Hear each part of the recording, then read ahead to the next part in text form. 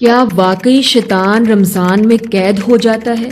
अगर ऐसा है तो फिर गुनाह कौन करवाता है?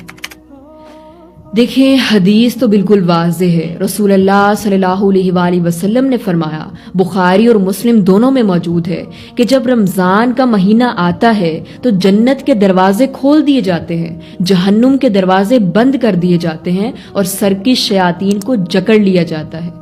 तो जितने भी सरकिश शयातीन हैं, जब रमज़ान का महीना आता है तो उनको कैद कर लिया जाता है।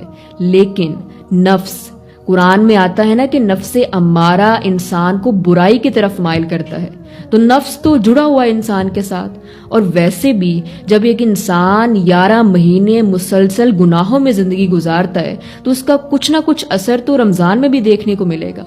तो कोशिश करें कि नफ्स को अल्लाह की इबादत में मशगूल रखें। सिर्फ इसी तरह आप रमजान में खुद को गुनाहों से बचा सकते हैं।